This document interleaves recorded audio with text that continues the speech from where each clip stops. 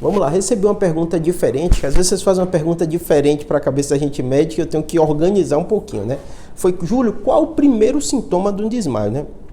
O desmaio, ou a perda da consciência, ou a síncope, não deixa de ser um sintoma. Então fica às vezes estranha essa pergunta do primeiro sintoma, mas eu acho que eu entendi o que a pessoa quer se perguntar, né? Então o que acontece, né? Quando você tem um desmaio, quando você perde a consciência, tem várias etiologias, várias causas. Eu tenho um vídeo aqui falando melhor sobre desmaio.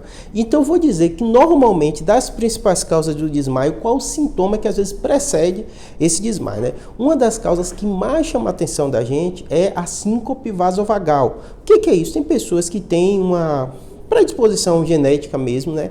De às vezes a pressão arterial, depois de ficar muito tempo em pé, ou teve uma discussão, ou ter alguma coisa, baixar. E aí tem aquele apagão. Essas pessoas que têm, o sintoma às vezes inicial, o primeiro sintoma antes dela ter, é a sensação quando a pressão baixa. Então ele às vezes começa uma suadeira, né? É uma descarga mesmo que ele tem, né? Como se fosse uma descarga adrenérgica mesmo, né? Do estresse, de tudo isso. E a pessoa começa a suar, às vezes ela fica pálida, né?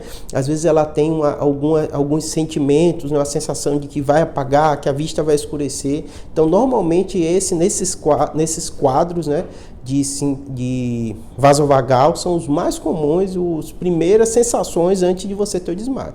A segunda, no caso da hipoglicemia, lembra e é muito parecido. Às vezes é difícil a gente diferenciar, porque dá às vezes essa palidez, dá essa sensação de que a vista vai ficar escura, porque não tem glicose. O glicose serve para tudo para a gente, né?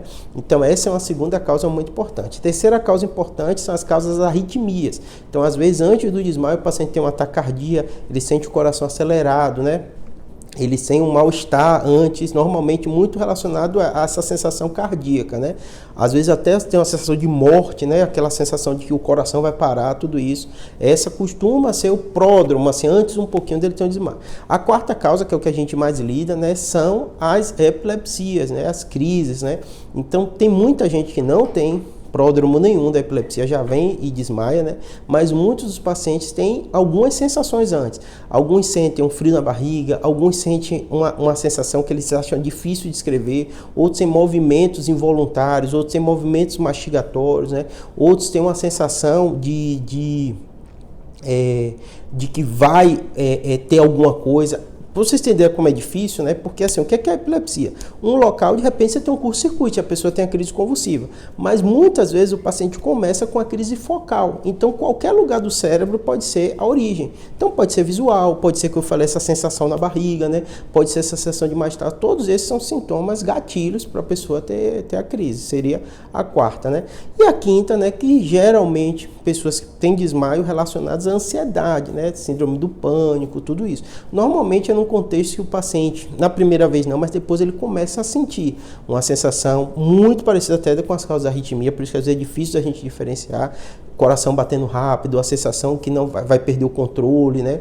Muitos desses pacientes que têm um ataque de pânico, eles conseguem controlar, então tem essa sensação, depois aquilo para, mas muitos deles eles não conseguem e aí chegam realmente a ter o desmaio por isso, tá bom? Espero que tenha ajudado, obrigado.